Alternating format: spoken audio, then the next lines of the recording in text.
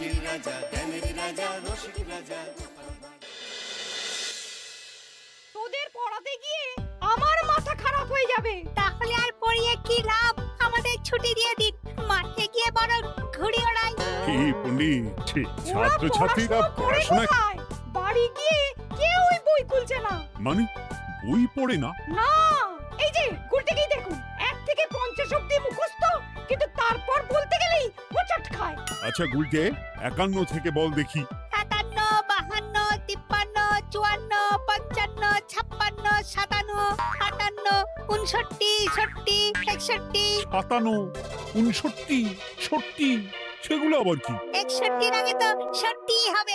41 এর আগে যেমন 40 হয়, 31 এর আগে যেমন 30 হয়। তুই কি নতুন করে বই লিখছিস নাকি সংখ্যা আবিষ্কার করছিস? না, বই পড়তে ভালো লাগে না। পণ্ডিত, এদের মা বাবাকে ডেকে বোঝাও, শুধু ঘুরে বেড়ালে চলবে, পড়াশোনা করতে হবে তো। আচ্ছা মহারাজ, আপনি যখন এত করে বলছেন, এবার থেকে আমরা মন দিয়ে পড়াশোনা করব। হ্যাঁ, আর বলিস না, তোদের গিন্নিমা আজকে চুনো মাছের চচ্চড়িটা যা বানিয়েছিল না, আহ, পুরো মাখন। গিন্নিমাতে এতদিন জানতাম সরষের তেল দিয়ে রান্না করতো, এখন কি মাখন দিয়ে রান্না করছেন নাকি? আরে দূর, মাখন দিয়ে রান্না করবে কেন? যাই হোক, বাদ দে। উফ, বিকেল বেলা আমাদের বাড়িতে চলে আসিস, তেলে ভাজা দিয়ে মুড়ি খাবো। আর সাথে একটু পেঁয়াজ কুচি আর শসা থাকলে একেবারে জমে যাবে। এ কি মন্ত্রী, তুমি এখানে দাঁড়িয়ে দাঁড়িয়ে গল্প করছো, কোনো কাজ নেই? রাজসভা তো একটু পরে শুরু হবে, তাই একটু ফাঁকা সময়ে। বুঝেছি। বেশি বকবক না করে রাজসভায় এসো, আজকে একটা গুরুত্বপূর্ণ আলোচনা আছে। ঠিক আছে, আমি আসছি। তাহলে বিকেলে চলে আসিস। হ্যাঁ হ্যাঁ মন্ত্রী মশাই, একদম চিন্তা করবেন না।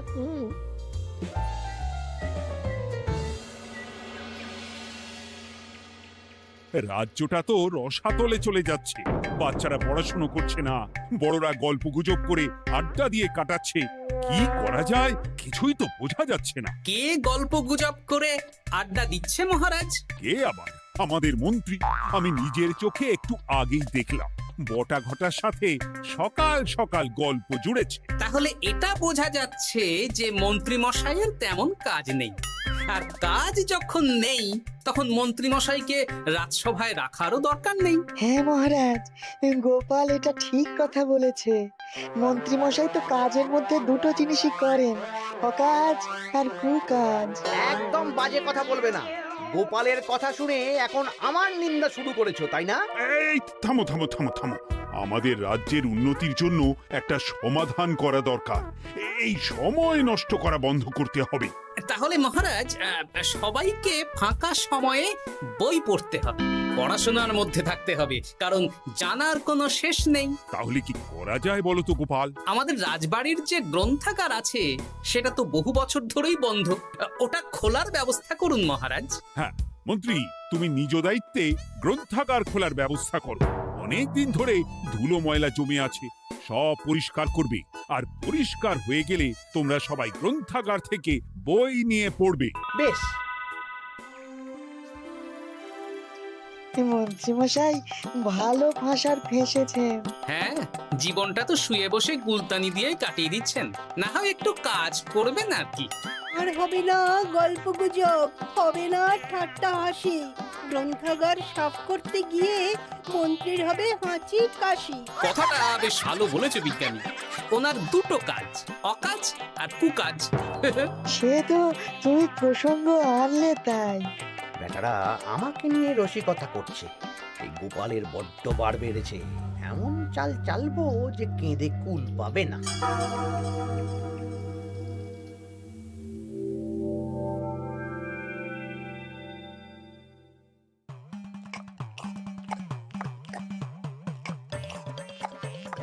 বেশ সুখে ছিলাম, কিন্তু হঠাৎ করে গোপাল আর মহারাজের সহ্য হলো না, চাপে পড়ে গেলাম। আমরা আপনাকে চাপমুক্ত করব, বলুন কি করতে হবে? আমি সব ভাবনা চিন্তা করে ফেলেছি, এখন তোদের আমার কথা মতন কাজ করতে হবে। আসতে পারি মন্ত্রী মশাই? হ্যাঁ, এসো এসো। ইনি তো চিত্রশিল্পী, এনাকে দিয়ে কি হবে? ইনিই তো আসল কাজ করবেন। শোনো, তা গোপালকে ভালো করে দেখে নিয়েছো তো? বিলক্ষণ। একটা পাতায় গোপালের ছবি আঁকতে হবে, ওপরে লেখা থাকবে কৃষ্ণনগরের ভবিষ্যৎ। কি গোপাল তো আপনার শত্রু, গোপালকে নিয়ে বই লিখছেন কেন? আমি বলছি, একটা পাতায় গোপালের একটা ছবি আঁকা হবে, যেখানে গোপালকে দৈত্য হিসেবে দেখানো হবে।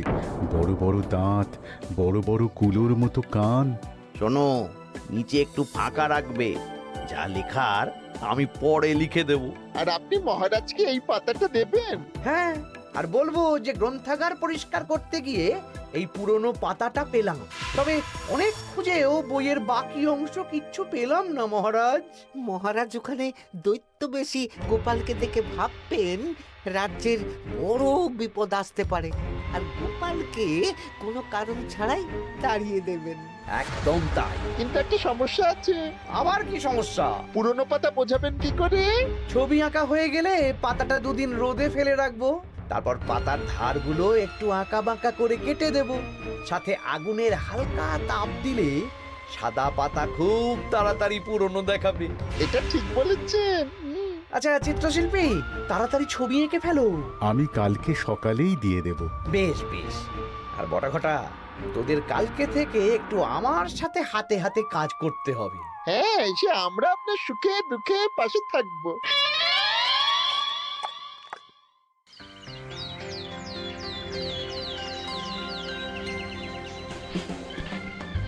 ওপরের তাকগুলো পরিষ্কার কর, ওপরের বইগুলো বড্ড ময়লা।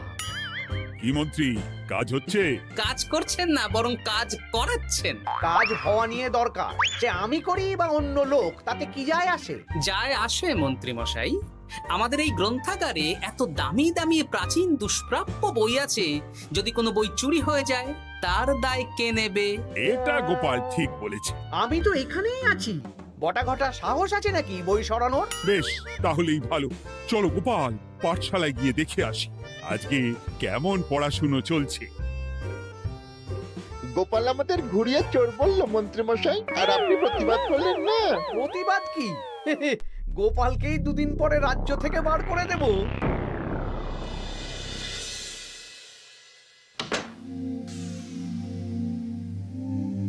মন্ত্রীমশাই, ছবি আঁকা হয়ে গেছে।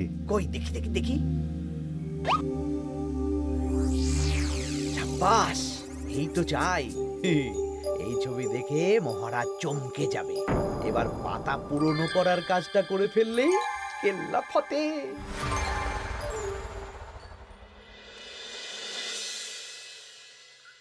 তা মন্ত্রী, গ্রন্থাগার পরিষ্কার করার কাজ শেষ? হ্যাঁ মহারাজ, তবে তবে কি? একটা পুরনো বইয়ের পাতা পেলাম। কি? এই এই দেখুন মহারাজ, আচ্ছা দেখি। অনেক পুরনো বইয়ের পাতা। একই মহারাজ, আপনি আমার দিকে তাকাচ্ছেন কেন? ওরে বাবারে, এই পাতায় কি লেখা আছে? পড়ছি, কৃষ্ণনগরে এক নবরূপী দৈত্য জন্ম নেবে, যার নামের আদ্য অক্ষর গ। সে শুরুতে লোকজনের উপকার করবে, কিন্তু তার বয়সকালে তার আসল রূপ ফিরে আসবে। ওই ব্যক্তি আসলে মানুষ নয়, সে এক দৈত্য। সে থাকলে কৃষ্ণনগরে নেমে আসবে সর্বনাশ। কৃষ্ণনগরের মানুষদের ধরে সে খাবে। তার আসল রূপের চিত্র প্রদর্শিত করা হলো। কই দেখি মহারাজ। দেখো, সত্যি তো এই দৈত্যকে একদম গোপালের মতন দেখতে। মহারাজ, আমার মনে হয় যে গোপালকে এই রাজ্যে ঠাঁই দেওয়া একদম ঠিক হবে না। কোন দিন গোপাল মানুষ থেকে দৈত্য হয়ে আমাদের খেয়ে নেবে বলা তো যায় না। উল্টো পাল্টা কথা বলবেন না মন্ত্রী মশাই। ওই দেখুন মহারাজ, গোপাল কেমন রেগে উঠছে। এক্ষুনি দাঁত বেরোলে কিন্তু হিতে বিপরীত হয়ে যাবে। আরে কিসের হিতে বিপরীত? কই দেখি। দেখো দেখো, এ তো কোনো দুষ্প্রাপ্য বইয়ের পাতা, তাই মিথ্যে কথা লেখার সম্ভাবনা কম। বিশ্বাস করুন মহারাজ, আমি দৈত্য নই, আমাকে ফাঁসানো হচ্ছে। গোপালকে দূর করুন মহারাজ। কোনো অঘটন ঘটে গেলে কিন্তু আমাকে বলতে পারবেন না যে আমি আগে থেকে সাবধান করিনি। হ্যাঁ গোপাল, তুমি আর এই রাজ্যে থেকো না, আজ রাত্রেই চলে যাও। আমি জানি তো মানুষ অবস্থায় অনেক উপকার করেছো বা করছো, কিন্তু দৈত্য হয়ে উঠলে তখন রাজ্যের মানুষকে কি জবাবদিহি করব বলো? বিশ্বাস করুন মহারাজ, আমি মানুষ। চপ! এই কে আছো? গোপালকে ঘাট ধাক্কা দিয়ে বের করে দাও। যেন আজকের পর এই রাজ্যে আর না দেখি। মহারাজ এসব বিশ্বাস করলেন? মন্ত্রী মশাই জোর খাটালেন যে, কি আর করা যাবে। এখন যতদিন না কোনো উপায় হচ্ছে, এই রাজ্যের বাইরেই থাকতে হবে। তবে কি? একটা সন্দেহ হচ্ছে বুঝলে। আগের বছর যখন বেতন বেড়েছিল, রাজসভা থেকে একটা চিঠি দিয়েছে, সেটা আছে? হ্যাঁ, আছে তো। দাও তো, যাওয়ার পথে একটু বিজ্ঞানীর বাড়িতে যাব বুঝলে।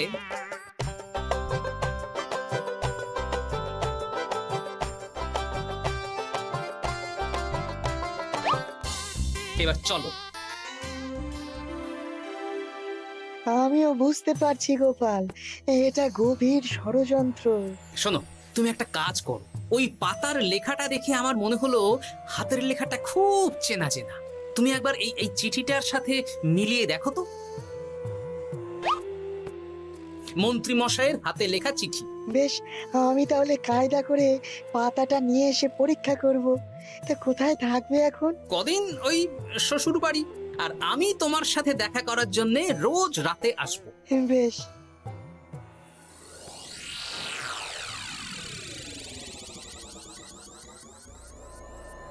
আসতে পারি মহারাজ? বিজ্ঞানী, এসো এসো এসো। বলছি মহারাজ, পাতাটা চাই, আজকে রাতের জন্য দেবেন? হ্যাঁ, নিয়ে যাও নিয়ে যাও। ওই পাতা দেখলেই আমার ভয় লাগছে।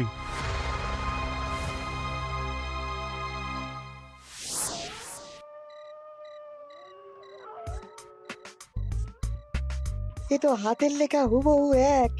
হ্যাঁ, একদম মিলে যাচ্ছে।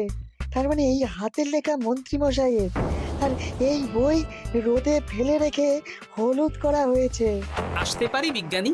এ কি, এ কে তুমি?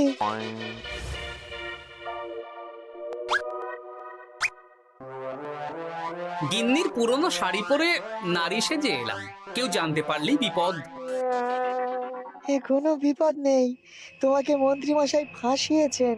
ওনারই হাতের লেখা, আর ওটা রোদে ফেলে আর উষ্ণ তাপে রেখে পাতা হলুদ করা হয়েছে। জানতাম এইরকমই কিছু একটা হবে। তাহলে কালকে সকালেই রাজসভায় সব খোলসা করে দিই।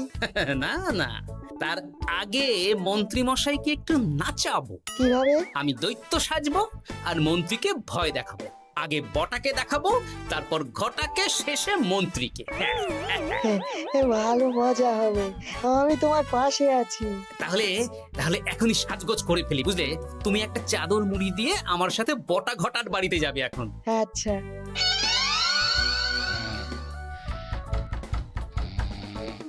হে, এক ঘটা দেখ না।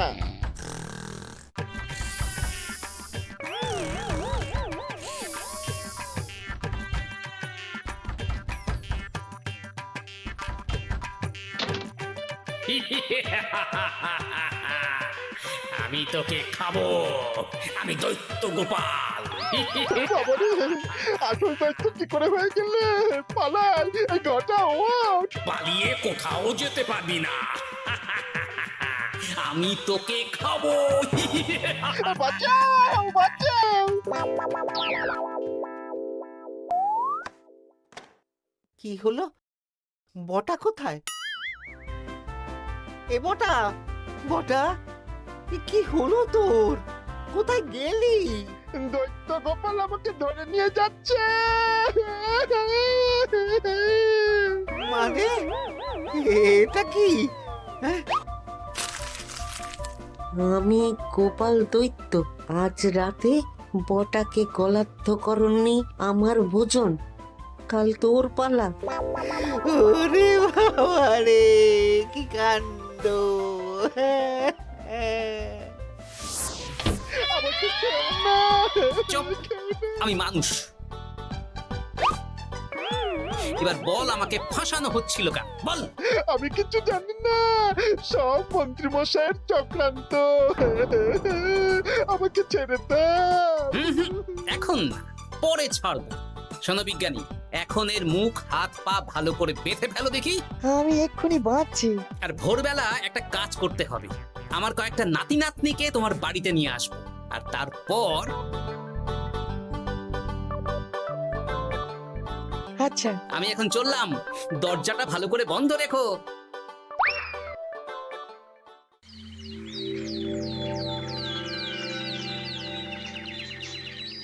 কি সব উল্টো পাল্টা বলছিস? সত্যি কালকে গোপালের দৈত্য এসেছিল। আরে গোপাল তো রাজ্য ছেড়ে চলে গেছে, আমি কড়া পাহারা বসিয়েছি। গোপাল এই রাজ্যে আর ঢুকতেই পারবে না। কিন্তু ওর দৈত্য এসেছিল। আরে দূর, তুই স্বপ্ন দেখেছিস। সকাল সকাল মাথা খারাপ করাস না ঘটা, কাজ আছে। সত্যি বলছি।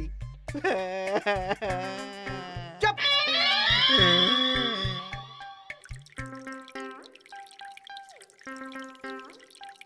মহারাজ, আমি কানা ঘুষো খবর পেলাম বটাকে গোপাল দৈত্য কালকে রাতে তুলে নিয়ে গেছে। হ্যাঁ, আমিও তো তাই শুনলাম। কি সর্বনেশে দিন এলো! এতদিন তো এই বিপদ ছিল না। কালকে গোপালকে তাড়িয়ে দেওয়ার পরেই গোপাল দৈত্য হয়ে সব শুরু করলো নাকি? আরে দূর দূর, আরে গোপাল দৈত্য হবে কি করে? মানে তুমি তো ওই পাতাটা দেখিয়ে বললে। না মানে আমি বলতে চাইছি যে মহারাজ, গোপাল দৈত্য হয়ে এই রাজ্যে বিপদ আনতে পারে, কিন্তু সেটা তো এই রাজ্যে থাকাকালীন। এখন তো রাজ্যেই নেই, তাহলে আমি তো এর মাথা মুন্ডু কিছুই বুঝতে পারছি না। সর্বনাশ হয়ে গেছে মহারাজ। কি হলো পুঁটির বাবা? আজ সকালে গোপাল দাদার মতন দেখতে একটা দৈত্য এসেছিল আমাদের বাড়িতে, আর পুটি ট্যাপা পুচকে তুলে নিয়ে গেছে। এবার আমাদের কি হবে মহারাজ? এ কি সর্বনেশে কাণ্ড রে বাবা! দূর, কি সব বলছো? সত্যি পুটির মা সকাল থেকে কাঁদছে, সকাল থেকে। হ্যাঁ, আজকে ওরা তিনজন পাঠশালাতেও আসেনি। এই সেরেছে। মহারাজ, গোপালকে তাড়ানোর পর থেকে তো দেখছি বিপদ শুরু হলো। এতদিন তো কোনো বিপদ ছিল না। সেনাপতি, তুমি তোমার প্রহরীদের নিয়ে গোপাল দৈত্যকে খুঁজে বের করার চেষ্টা করো। আচ্ছা মহারাজ। আর এই যে মন্ত্রী, বলুন মহারাজ। আজ থেকে রাজ্যের সব দোকান, বাজার, হাট অনির্দিষ্ট কালের জন্য বন্ধ থাকবে। সবাই বাড়িতে থাকো, ঢেঁড়া পিটিয়ে দাও।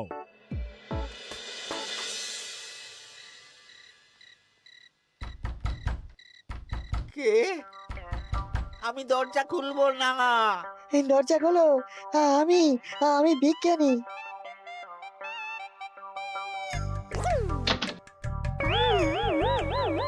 এবার আমি তোকে খাবো। আমাকে ছেড়ে দাও, আমাকে ছেড়ে দাও, ছেড়ে দাও, আমাকে আমাকে ছেড়ে দাও। ছেড়ে না, ছিঁড়ে খাবো।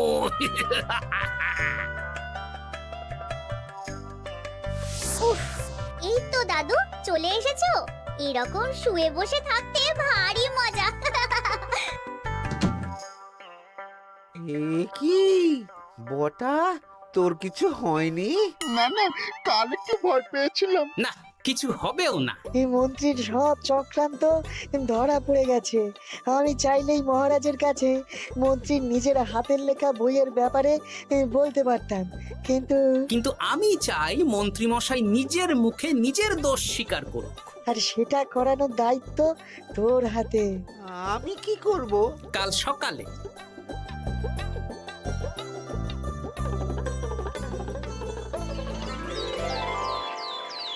কালকে আবার ঘটাকে তুলে নিয়ে গেছে।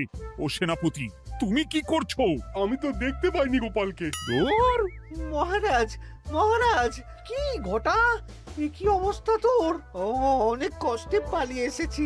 গোপাল খেতে গিয়েও খায়নি আমাকে। মানে মানে ও বলছে আপনাকে খেতে চায়। গোপাল কি দৈত্য নাকি যে আমাকে খাবে? হ্যাঁ, ভয়ানক দৈত্য। এই তো আমি পাতাটা এনেছি, দেখো তো একবার।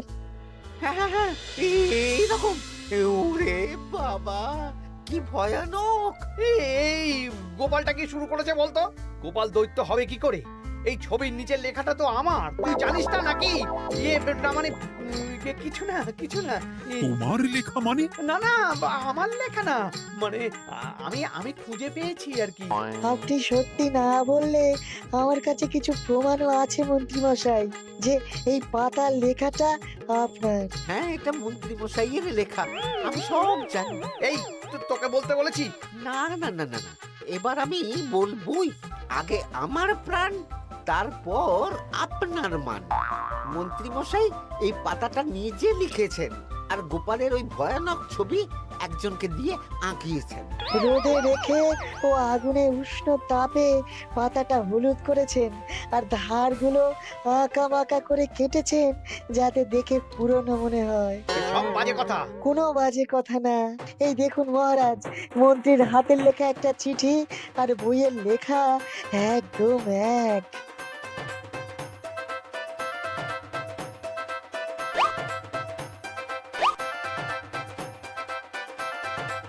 এ কি মন্ত্রী? ইয়ে না মানে কিন্তু গোপাল যদি সত্যিই দৈত্য না হয় তাহলে বাচ্চাগুলোকে আর বটাকে কে ধরে নিয়ে গেল? আমি ধরে নিয়ে গিয়েছিলাম। অনেক সময় সোজা আঙুলে ঘি না উঠলে আঙুল বাঁকাতে হয়, তাই এই ছোট্ট নাটক। সবাই সুস্থই আছে। এবার মন্ত্রীকে আমি মেরে অসুস্থ করে দেব। সুস্থ মানুষকে দৈত্য বানিয়ে দিলে, হ্যাঁ?